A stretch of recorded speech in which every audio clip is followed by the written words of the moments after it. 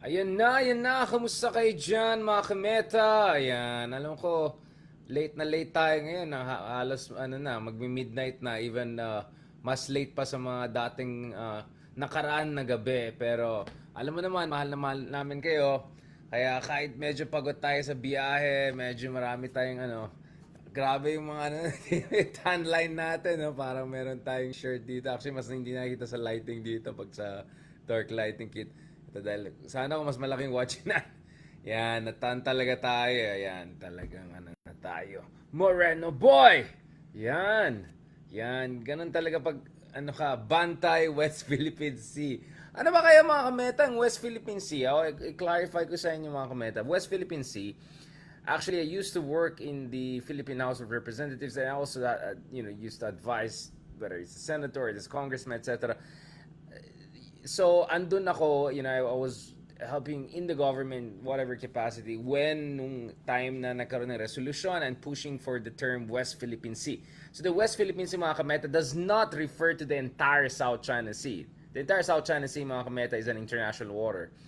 Ang sinasabi natin when we talk about West Philippine Sea, mga kameta, is ito yung exclusive economic zone natin sa South China Sea.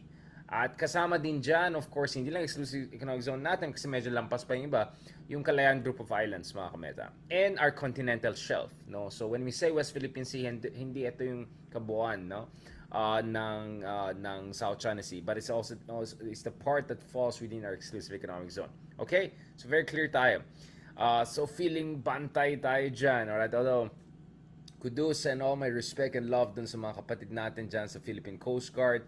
I know they're working very, very hard to make sure na yung ating kababayan, yung mga ating mga ingista, no, have the best possible access dito sa, you know what I'm saying, yung ating mga yaman sa ating mga karagatan. Now, very quickly mga kameta, just some initial thoughts, but I think we need to have a proper vlog on this later on. Alam ko kasi medyo gabi na, baka wala nang gising sa inyo. No, I just want to give some initial thoughts. So over the past week or so, thank God naman nagkaroon tayo ng privilege na medyo to go around. Obviously, nagamit natin yung compensation miles natin, no? To go to Palawan, a beautiful island somewhere that I've been trying to go to for quite some time. So medyo nagamit natin mileage. So shout out dyan sa Philippine Airlines. Maraming salamat po dun sa mileage na binigay niyo bilang compensation dun sa mga sobrang naagribiyado nung yan. But anyway, I'm glad that PAL is moving in the right direction, and I think PAL is very much on a good trajectory. I hope they just continue their momentum. Sana lang naman pag pumapasok sa aeroplano, naka-on na yung aircon na, hindi yung in-offer. Okay. Anyway, mamaya natin pag-usapan yan. My best wish again.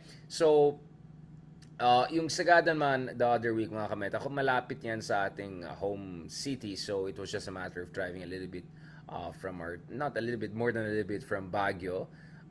But the one to Palawan, of course, we were gladly able to use our mileage. So I'm very, very happy mga kameta for having that opportunity to see yung ganda, no? Yung ganda talaga ng ating bayan, no? I'm very, very particular about that because to be honest mga kameta, in fact, a while ago I was thinking I should write a book that kasi maraming mga librong yan like how Africa was at the center of modernity, or how India, there's a new book coming out, how India changed the world. I was thinking about writing a book about how the Philippines has changed the world. No, I can talk about the role of the Philippines in the galleon trade. I can look at the role of the Philippines in the birth of the American Empire. I can look at the role of the Philippines in the birth of the counterterrorism strategy, so on and so forth. So marami tayong, not to mention the birthplace of crony capitalism, no? So maraming bagay pwede natin pag-usapan, and some of those issues we already covered mga kameta dun sa ating podcast with kaibigan natin si Lele Claudio, Dr. Claudio, especially dun sa Secret History of Philippine-US Relations, no?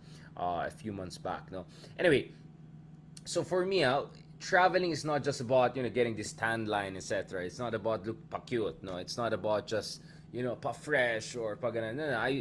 I'm a very serious person because it mga kameta, we had the privilege of traveling to different places of the parts of the world over the past year, so especially because of work, but of course on the side, kung meron kang conference dito sa Barcelona, edi punta ka sa Ibiza kasi nandun meron kang pakapamilya dyan. Kung nandun ka na sa let's say Germany, punta ka naman sa Paris, meron ka rin mga meetings dyan. So we had a chance to visit many beautiful places of the world. Thank God, maraming salamat. I'm really, really grateful about that. over the past year or so. So always yung question sa akin mga kameta was, what about the Philippines? Nasaan ang Pilipinas? No, how do we brand the Philippines properly? Especially now, there are questions about whether more fun in the Philippines should be changed. Is it the right way forward? Sa akin palagay, more fun in the Philippines perfectly matches yung ating national character and culture. But nevertheless, no, etong napansin ko mga kameta, of course, in Sagada, because it's part of the Cordillera region, my sense is, it reflects that kind of egalitarian system that I also see in Baguio. Now, obviously now, unfortunately, mga kameta, nakikita niyo medyo congested Baguio, medyo eroded Baguio, medyo corroded Baguio, but this is because of the post-earthquake reconstruction or reconstruction process na nangyari sa Baguio after the 1990 earthquake. No, andun tayo ng kabataan natin mga kameta. And unfortunately, what happened after that was hindi na masyadong sinundan, no, yung proper city planning, urban planning. So unfortunately, Baguio, especially the La Trinidad area, no, in the Metro Baguio area, yun yung medyo that's a place that makes you worried about the future of other major Cordillera region. Of course, so Sagada, Banawe, other parts of Cordillera region. Our hope is they don't turn out as Metro Baguio, no. But in fairness naman, katulad ng sinabi natin mga kameta, I think Baguio is on recovery slope. Maraming salamat of course sa aming mayor na Mayor Magalong. I think he's doing many great things for the city. I think we have a lively and strong civil society in Baguio, including dun sa mga former professors, yung mga kaibigan natin dyan sa Baguio, especially mga kaibigan natin dyan sa UP Baguio, among others, who have been pushing for a much more progressive and grassroots-driven governance. So I'm a little bit optimistic about the upward and recovery trajectory of Baguio. And I was very glad also with what I saw in Sagada. What I saw in Sagada, mga kameta, was cleanliness, friendly people. Wala kang makitang, street, you know what I'm saying? Wala kang makitang signs of extreme poverty. It was very hard to find any signs of poverty. Now, obviously, Sagada is, of course, not a super wealthy place. It is not. But I saw a modest level of, let's say, dignity, if not, dignified living. We saw a modest level of prosperity and a high degree of dignified living, which is what I think should be the case across the entire Philippines at our level of economic development. Because kung tinignan mo mga kameta, yung per capita income natin, what is per capita income? Pag dinivide mo yung buong economic output natin per year, no, dun sa population natin, hindi po tayo malayo sa Vietnam. And yet, if you go to a country like Vietnam or countries with similar levels of per capita income, right? Or think of Turkey like 10, 15 years ago, no, when they had a per capita income closer to the Philippines, around $4,000 or $5,000, mga kameta.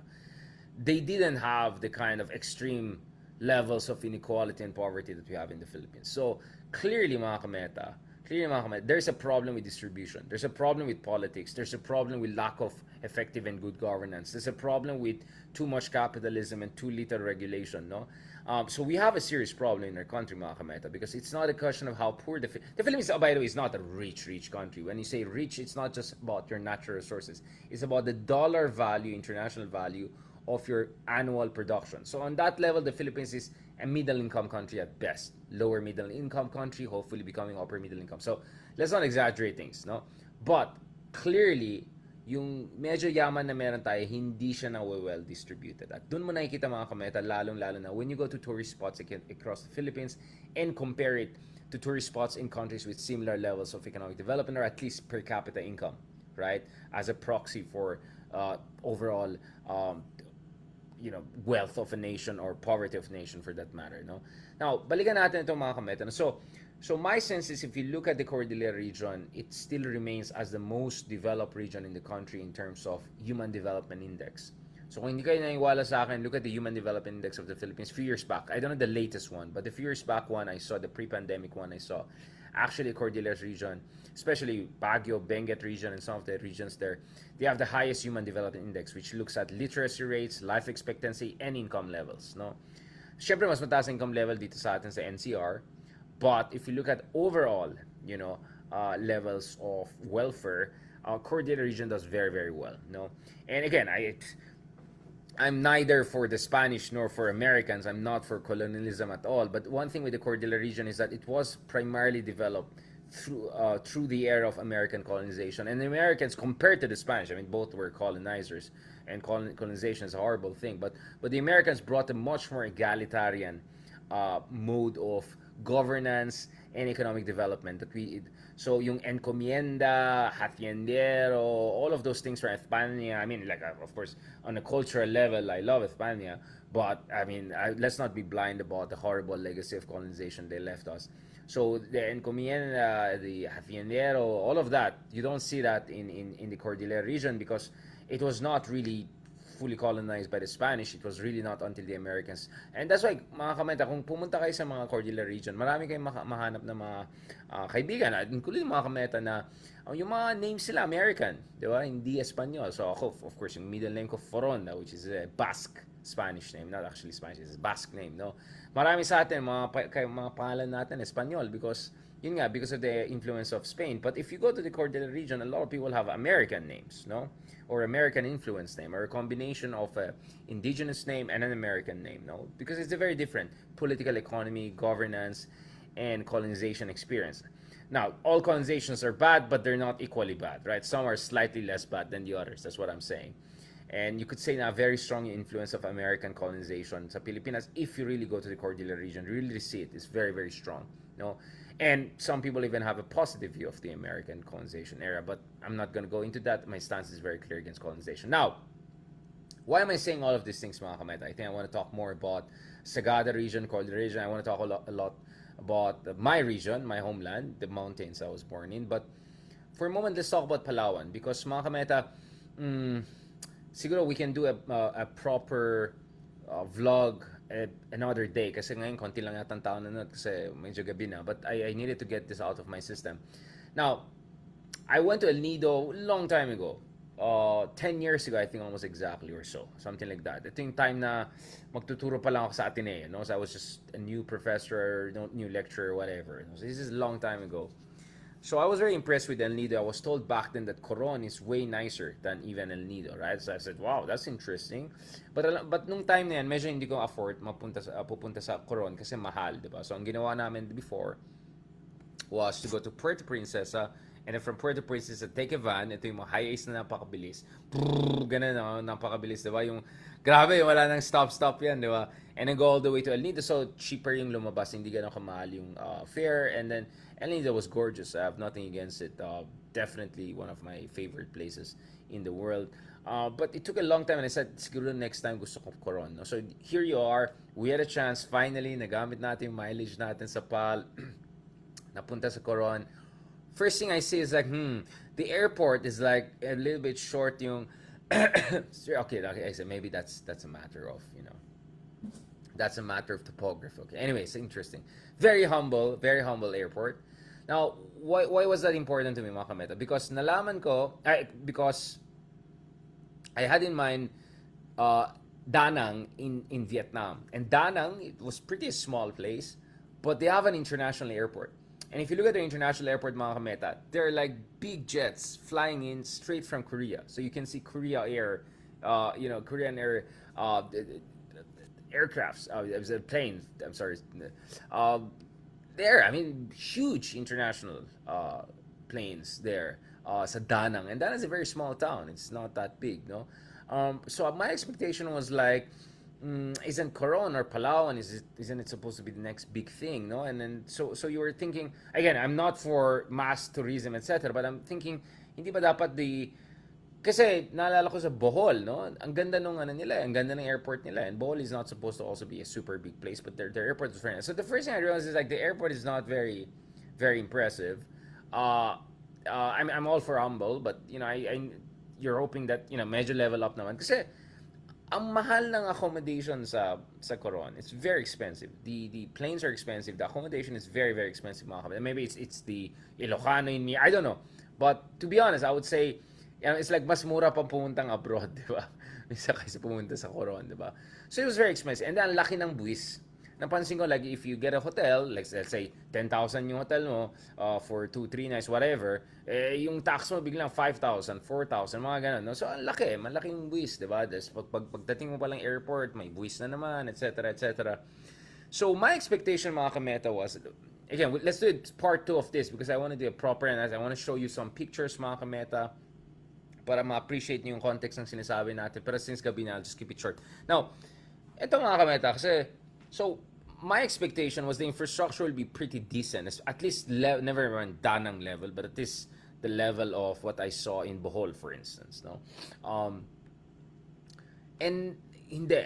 Now, the road from the airport to Coron proper, Bonsuanga, to Coron proper, it's a beautiful scenery. No, I mean you can see the cows and all the horse and all of the grazing and all, fantastic, lovely, etc. Now you go into the city you go to Coron. Okay, there's this area. Barangay 5, I think, where you have some decent, nice hotels. By the way, shout out naman dyan sa mga natin, mga kameta natin dyan sa, mga kaibigan natin dyan sa Funny Lion. Fantastic place. Anyway, so, parang okay, pwede na yan. But the thing is, once you go to the city proper, especially yung bandang Barangay Tagumpay, etc., kasi nadaanan ko ng mga yan, nag-tricycle ako. I have even videos walking there.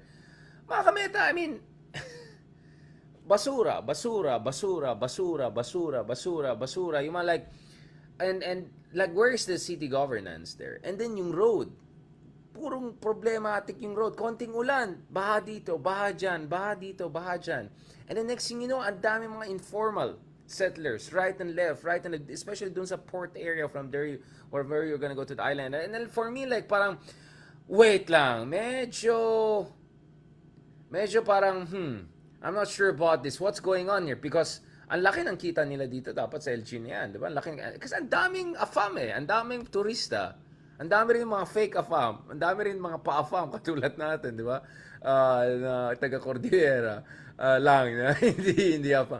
No, I mean, come on, it's crazy. I mean, for me, like, right? Like, what's going on here? So, later, mga kamay, let's do a proper, like, vlog. I'll show you pictures and all. Kasi marami ko na akong footages, including yung mga the whole slums in that area and all. And then there's this area they have na nagkaroon sila ng reclamation ala Manila Bay, and then biglang na-stop yung project, nakatenga lang yung project. I mean, like, I don't know, mga kamen. I don't know. I mean, the islands there in Palawan are fantastic.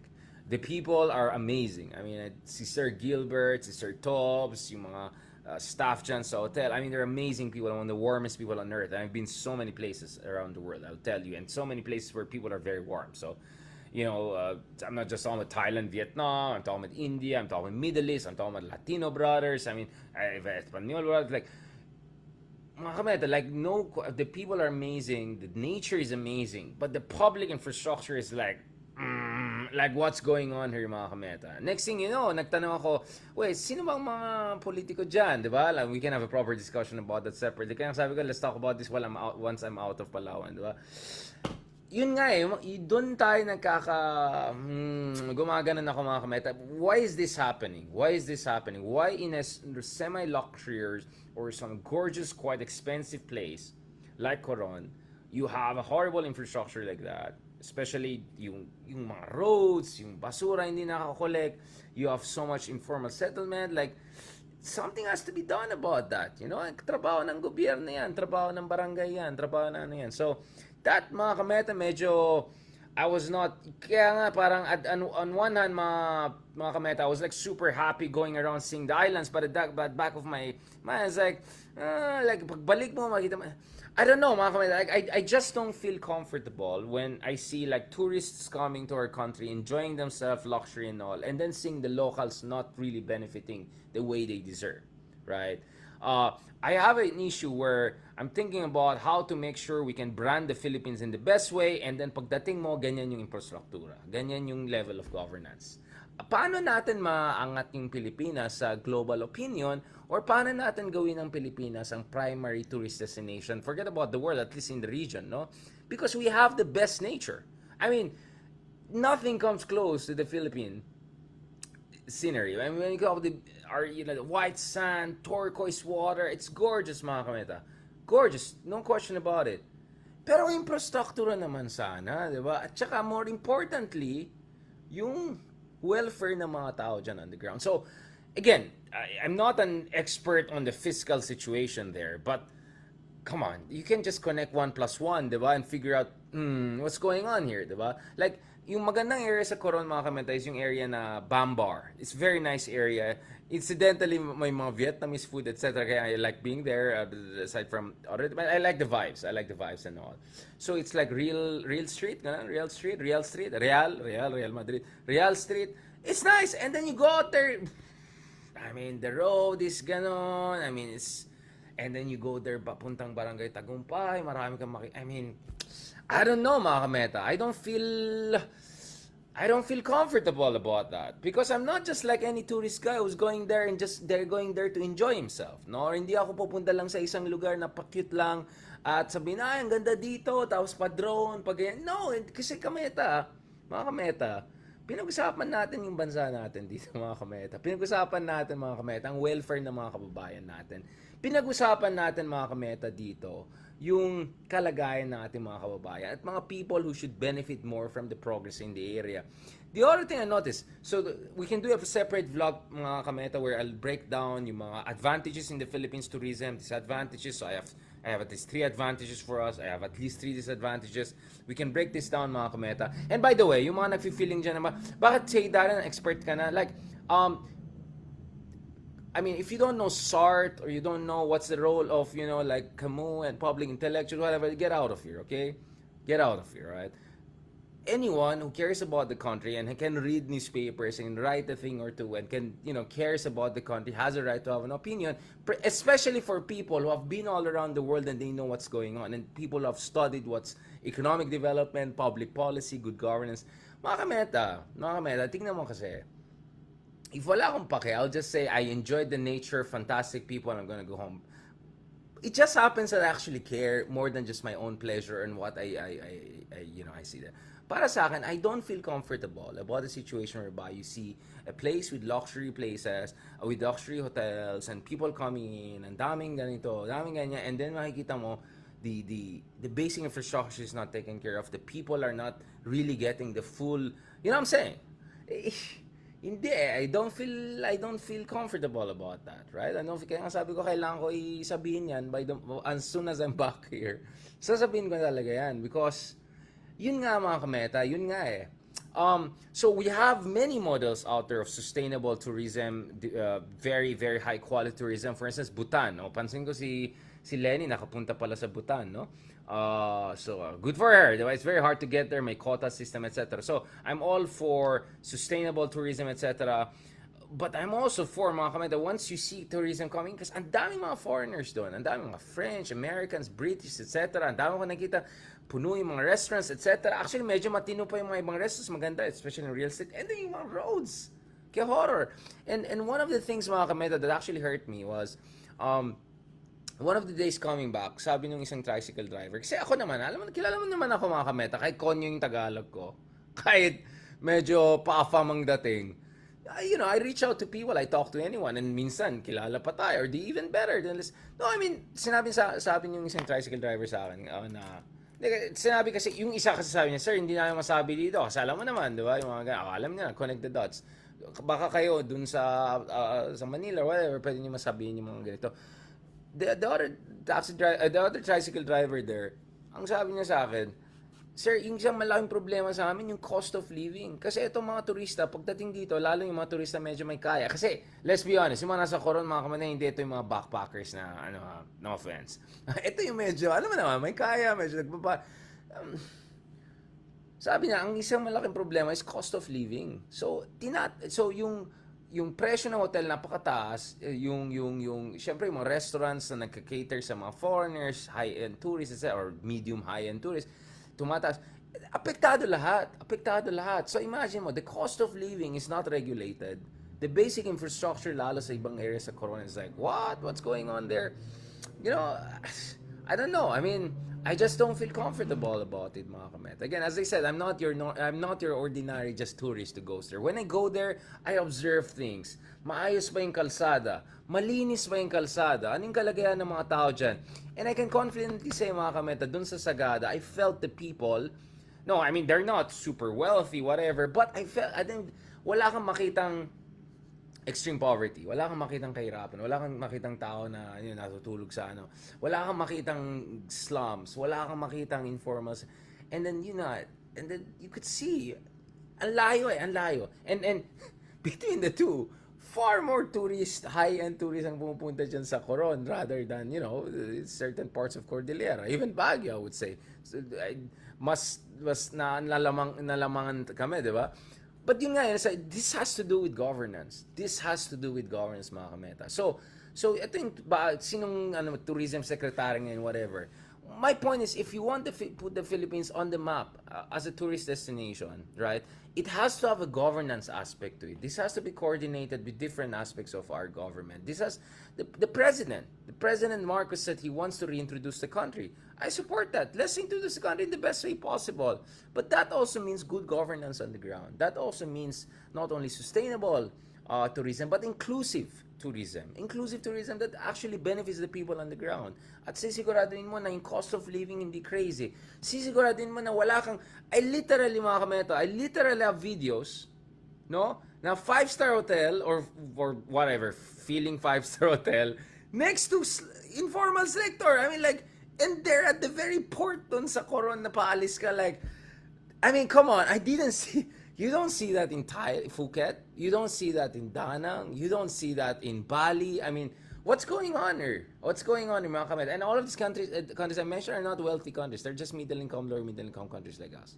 Right? Indonesia, Vietnam. Thailand, a little bit higher, but still. So, yun nga yung sinasabi ko mga kameta eh. Nakakadismaya yan kasi we have the best people, we have the best nature, but we have horrible governance. We have horrible governance. Now, I know there are good people there in Palawan, working in LGU, etc., working in local governance. I know there are good people na, even if we may come from dynasties, they're doing the great for the country. All I'm saying is that they have to step it up. Next level. Next level. I mean, kung mag-tricycle ka sa Coron, gaganon-ganon-ganonin ka talaga ng tricycle. I mean, it's just, I don't know, mga kamay. The road is horrible. Kaya horror. And I'm saying this, not as a Manila boy, I'm saying this as a Baguio boy, as a Cordillera boy. As someone who's been going around Cordillera, we don't have the best roads in Cordillera. It's hard. We are in the mountains, etc. Maraming problema. Hindi kami mayaman sa Cordillera. But at least, mga kameta, meron kaming medyo basics, At hindi ganun yung, yung grabing level of, you won't see a 5-star, 4-star hotel next to slums in the Cordillera region. And that's also in the Philippines. So this is a matter of political culture. This is a matter of governance, mga kameta. Yun talaga, mga kameta. Basta ako, feeling ko yung mga foreigners nakikita niya, like, that's Philippines, what do you expect? But hindi ako ganun mag-isip eh. Para sa akin, we can do better. Because other places in the Philippines are doing as good already. I think Bohol is on the right path. Right? Boracay medyo nilinis natin, mga kameta. Rinig ko, even Puerto Princesa, medyo umayos na.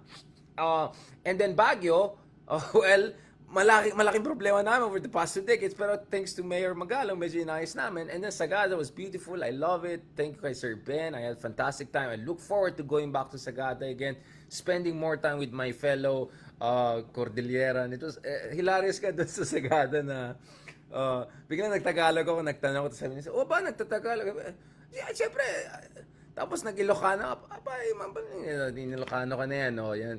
No, basta what I'm saying, mga kameta, is this. The reason nga hindi ko ma-post yung mga pictures ko na maganda ganyan, parang, I mean, nilagay ko sa live ko sa page, sa whatever, but look at my Instagram, I only posted one, kasi, hindi ko kaya yung ginagawa ng ibang tourists na they just go there, have their fun, and then forget about it and move on. Or yung mga iba, reporter, I don't know, documentarian, they'll just do their documentary, do it, and then forget about it and move on. Hindi ako ganun eh. Hindi ako ganun. I was never like that.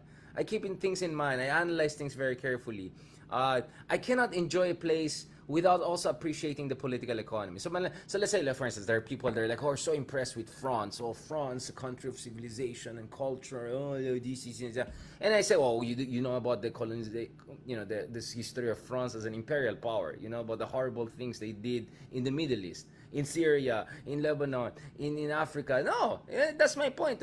I mean, I like France. I think Paris has a beautiful landscape, but I'm not going to forget about problems with racism in France. I'm not going to forget about problems with economic inequality that hits minorities, especially of Arab, Middle Eastern background in France. No, I'm not going to forget about that. I'm going to keep all of those things in mind, no? But I have nothing against French people. I think a lot of them are fantastic people. I had an interview dun sa show natin, View from Manila sa One News TV5, with Ambassador Michelle. She's a fantastic person. But I'm saying, hindi ako yung tipong I'll just go to a country, enjoy their best, and then move out and be totally insensitive about the situation of whether the locals are benefiting or not. Because doon sa Vietnam, mga kameta, nakikita ko may inclusive development and the locals are also moving up as tourism goes up. Phuket, kung makapunta kayo, makita niyo may improvement na dyan. Ibiza,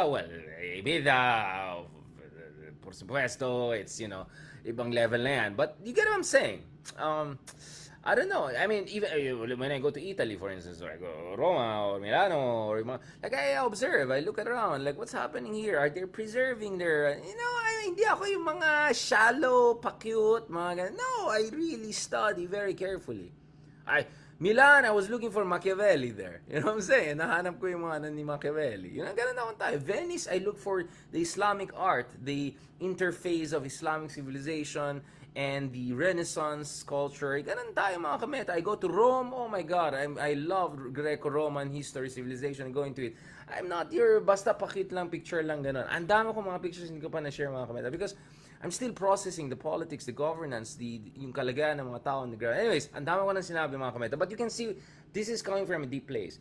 So for me, I fully support the call of the president to reintroduce the country. But it cannot be just semantics. It has to be backed by really good governance initiatives, not only in Metro Manila, not only in Luzon, but in Palawan, in other parts of the country, right? And I'm absolutely sure we have so many other beautiful places that I want to go to, including Mindanao, including Tawi-Tawi. We have beautiful, beautiful beaches there.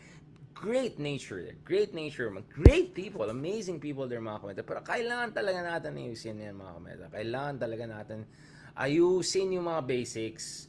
Kasi hindi ko talaga masikmura yung situation na may 5-star hotel, tapos informal sectors ng ganito, tapos, you know what I'm saying? Like, this is, this is crazy. This is crazy. And then, like you have so expensive hotels and all, and then the road is que-horror. I mean, like, the road is que-horror, right? And then the locals are complaining to you everything's so expensive, it's unaffordable for them. Kausap ko yung isang tricycle driver, sinabi sa akin, sir, ito yung boundary cost ko. Yung gasolina nila doon, mga kameta, sarap po ay Mang Petron dyan ha. Mang Petron, kamusta naman dyan? 74 pesos, nakita ko yung gasolina dyan. Like, oh my goodness, ang mahal ng gasolina dyan ha. May picture ako by the way ha, meron tayong lahat yan, may ebidensya tayo, pinicture ko lahat yan. 74 pesos, are you kidding me? Presyong Florida to medyo ibang next level na to. So I don't know mga kameta, they're squeezed by big corporations, they're squeezed by politicians, kind of like, so I don't know. So how can I fully enjoy myself in a selfish way when I'm thinking about yung ating mga kababayan, I'm thinking about our national brand, I'm thinking about what will others think, but forget about the brand, I'm talking about the real welfare and well-being of our people, mga kameta. All right? So anyway, let's do a proper vlog about it because you can see I really care about this. This was not just me saying some cute things, no? All right, I care about things. When I see great staff in a hotel, in a place, and I wonder where do these staff leave, no? When they get out of this luxury hotel, do they have the dignified life that they deserve, right? Because the people in Coron are amazing, like the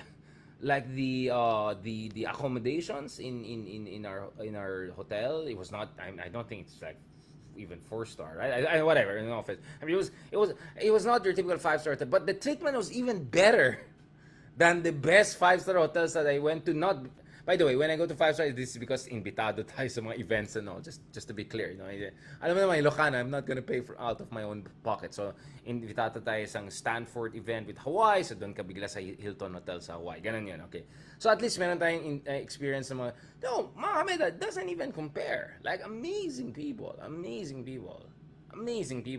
And, yung beaches natin, like, wow. I was like, white sand, turquoise. I mean, wow. As in, wow talaga mga kameta. Like, again, like, I didn't care about getting burned and all. It's just gorgeous, right? It's like, what's Vietnam? What's Thailand? What's even Indonesia in terms of their nature and beach compared to us? I mean, it doesn't even come close, mga kameta. It doesn't even come close. But, alam niyo na yung problema sa atin. Alam niyo na yan. At alam ko, of course, the problem is that our folks there on the ground, a lot of them are not in a situation to complain or protest or etc. So ito yung responsibilidad ng mga ibang tao na may platform, na may boses, na may pake sa bayan, may pagmamahal sa bayan, may pagmamahal sa ating mga kababayan, at may pagmamahal din sa brand ng ating country, because brand of our country matters. If we want to get more tourists, we want to get more investments, let's signal to the world that we can also have good governance. We're having it more in Bohol, we're having it more in Baguio. We have a great situation in Iloilo. I've heard very good things about Iloilo. And God willing, inshallah, things will also move in the right direction in parts of Mindanao, etc. Let's see, mga kameta. Not to mention our own Pasig, except, they don't have white sand beach. But you get what I'm saying, all right? So thank you very much, mga kameta. Ito na. Wow, haba, 35 minutes na. Sabi ko, 10 minutes lang tayo, tapos next day na. Let's talk about this properly, because I want to show pictures, etc. To show you where it's coming from, right? Where it's coming from. Because I'm just someone who cannot just think about only his own experience and himself. I'm someone who always thinks about what's better for my people, for my country, for the world, for that matter, if you can put it that way, because, yeah, we can be narcissistic, we can be selfish in a survivalist way, but at the same time we can also make sure that we don't turn life into only about what's pleasurable for us, and we don't just accept things as they are. We definitely shouldn't. No, especially when things are wrong, we shouldn't just accept it. We should push for something better. Alright, mga kameta, so thank you very much again, and thank you rin dun sa mga good governance examples all across the country. And of course, maraming salamat din sa mga kaibigan natin in Sagada, among others, who treated us very well, and look forward to going back. I look forward also to going back, mga kametas, to Palawan. And hopefully, in the coming years, God willing, I'll see improvement. I'll see those people in the informal sectors, then sa harap, hopefully they'll get a proper housing, diba? Sana yung daan, medyo maayos-ayos na, diba? Alam na this, diba? At sana yung PAL, medyo naka-on na yung aircon pag pumasok pa, hindi naka-off yung... Okay, alright. Salamat sa PAL, Philippine Airlines, sa mileage na binigay sa amin at nagamit natin pagpunta sa Palawan, paraiso sa Pilipinas. At sana maging paraiso din ang... bakit na-off na? Wala na. In-off na tayo ng kapitbahay. Alright. Sana maging paraiso din siya for the locals, not only for tourists. That's my point. That's actually exactly my point. I hope Palawan, especially Coron, is not only paradise for foreigners, people have the money to spend, but also for all the people there in Palawan, the locals themselves. Alright? Shout out dyan. Maraming salamat kay Sir Gilbert again, and Ken Sayer, Sir Tobs, among others. Thank you so much. I hope that we'll have a chance to catch up again. Hopefully the situation will improve on the ground. Ayan, hindi pa naman na-off yung aircon, pero medyo, alam mo yung mga ganun, mga nadadal ka, tapos biglang in-off na yung light, in-off na yung aircon, medyo biglang malakas na pagsara ng mga pinto, pinaparinggan ka na, umalis ka na dyan, alright? Okay na. Sige, have you noticed, I didn't name any names, alright? Okay, I'm not gonna do that. Bahala na kayo mag-research on your own. I'm just saying, I'm talking about the big picture here, and I'm not very impressed. I'm not very impressed at all with what I saw there. Alright? Sino ba naman ako, di ba? But I have to be honest about how I feel about these things, what I saw, what I analyzed. And guess what? You know what I'm saying? This country deserves better. The people deserve better. And we have seen that if you have good governance, LGUs level, country moves forward. Right? We need more people like Vico Soto, like Magalong. Sino yung pangalan yung mayor ulit sa Iloilo? Yung mga ganyan. Yan ang mga kailangan. Even Bohol, magandang Bohol. Even Cebu, nag-improve na. Diba? Even Puerto Princesa, narinig ko, medyo nag-improve na. So, that's it mga kameta. I'll keep it here, medyo gabi na. Tuloy natin tong marites natin. Especially medyo maganing traffic hours. Alright? Medyo slow yung traffic hours natin ngayon. Sayang naman, dami natin sinabi. Alright? Thank you very much guys, and talk to you soon. God bless.